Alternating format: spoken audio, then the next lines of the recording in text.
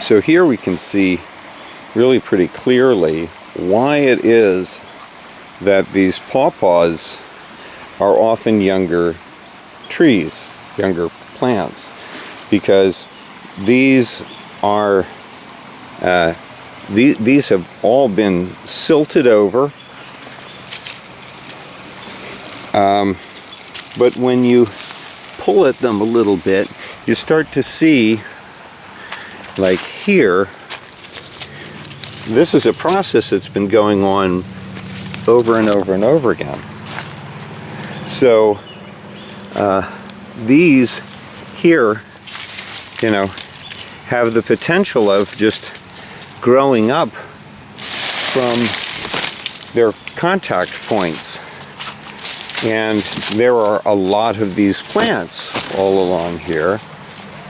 And until they reach a certain maturity, they're not strong enough to withstand the force of the floodwaters combined with maybe some other debris, like these trees, like this trunk that came down over all of these. So, you know, this is definitely creating some challenges for the pawpaws. At the same time, this is also bringing down some of these young trees that put you know, if they had some fruit on them, it's bringing the fruit down to a level where some animals which otherwise wouldn't be able to capitalize on them can do it. So, you know, there's this balancing of ecological situations, but it looks like we have a fairly recent drop over here that is snagging things, and this certainly just dropped this year, and these, in my opinion, do certainly need to be cleaned up, but I don't have the tools that I need to do that with me today. So that's something for another day. I'm looking here, there's some fruit, and it's all young. I'm in the middle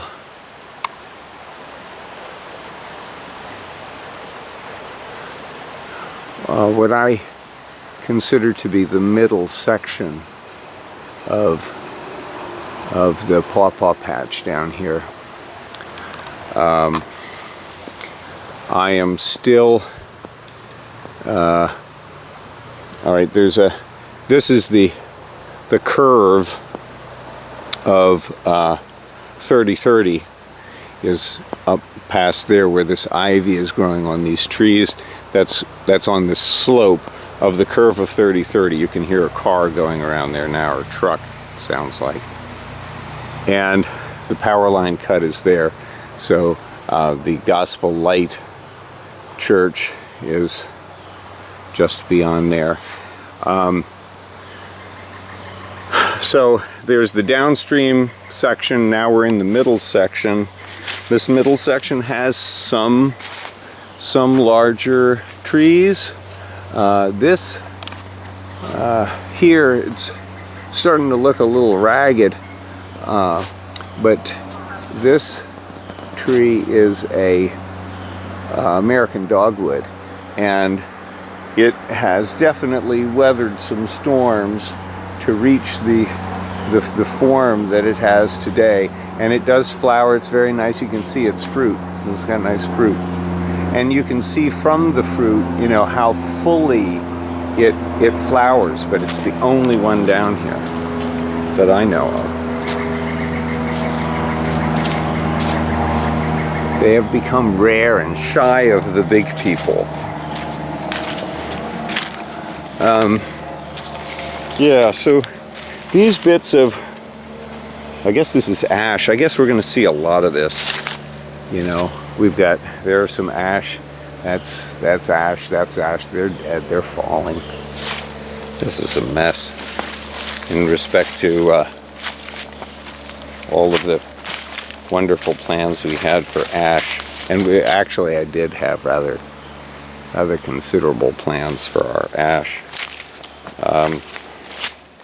I don't think it made it onto YouTube, but a few years ago I had a very considerable ash plant. I think actually there is some footage of working on the ash plantation, and I had a big spread of new ash trees that were all going to be copsed, and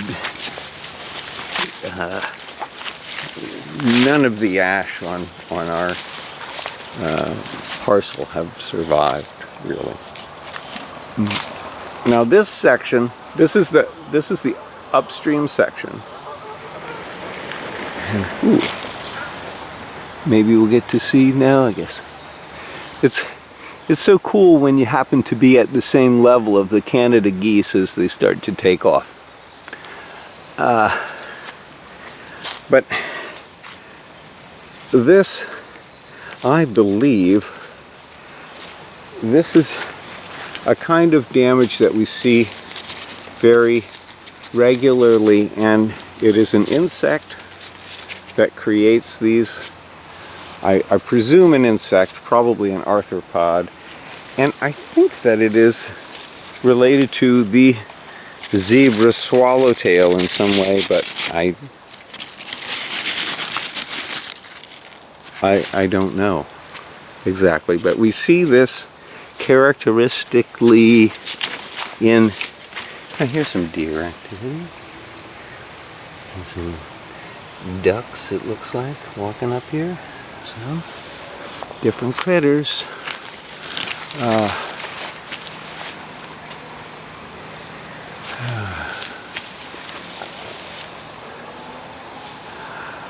Yeah, this, whatever this insect damage is, or insect activity of folding over the leaves like this, that happens in this upstream section, not so much in the others. Here's Mr. Raccoon.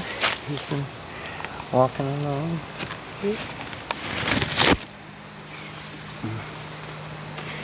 And all this is new mud. A new layer of stuff. And I would venture a guess that this is a couple inches deep. I'm not going to dig into it right now, but when I come back with some other tools, I might investigate that. Just how much deposit came from Ida. There is, as the landlady reported, they are small here and they are crowded. And it is a shady spot, but these are also very young trees for the most part. These are, oh, well, here's some decent size. I don't know what she's talking about. Back up a little here. There. How big are these? I can't put my hand next to them so you can see. Try to put my hand next to them so you can see. So, you know, that's a good size as our local pawpaws go. There are some up there. Oh, there are a bunch of them. Look, there are a bunch on this tree. 1, 2, 3, 4, 5. There are a bunch down here. There's some up there. There's some down here. Yeah, we got a lot of them this year. They're just all unripe. They won't be ready. Oh, look, here's that's a nice cluster. Look at that.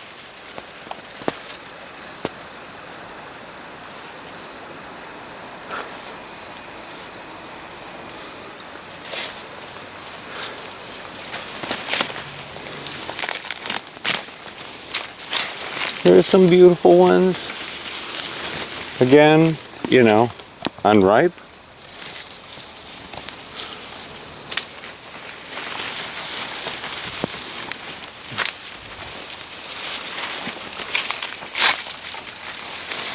Definitely could use a little TLC after the flood.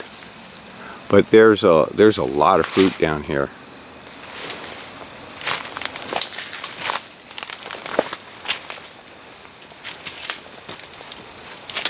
And they're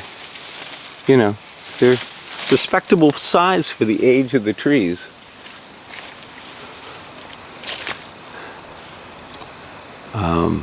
Most of these trees down here have only even as clones. Like, I don't remember them being down here 6 years ago, 5 years ago. So they're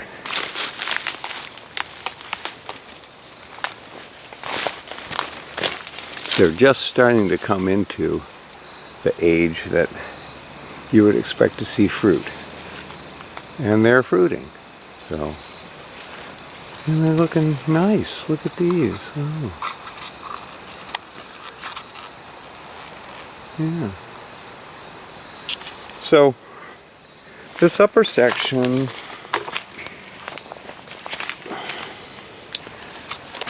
kind of ends. There's a big square stone up here, and that basically marks the property line. And as far as I'm concerned, that's the end of the pawpaw patch.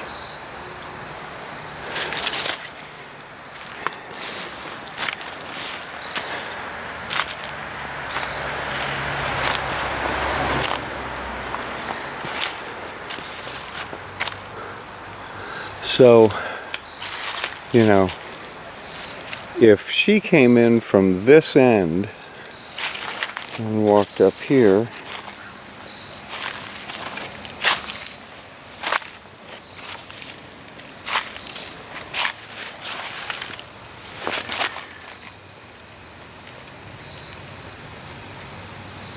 that might be her shoe.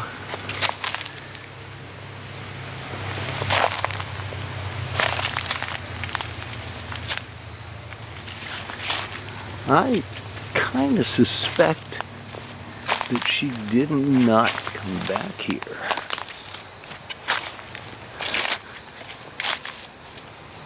Or not this way, or not this far.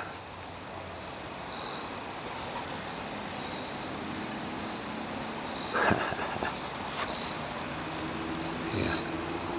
So, it's true. There are some that are smaller, but they're on the younger trees. This isn't a very old tree, and it's got 2, 5,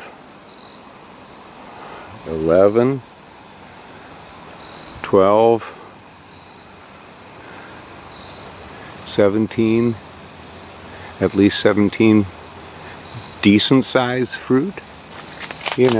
I mean, for these Conestoga or Susquehanna, whatever you call them, pawpaws, these are very, very reputable sized fruit. For a tree, look at it. Diameter at breast height is like not even an inch, and it's producing that. So, you go pawpaws. Here's some. So they're here.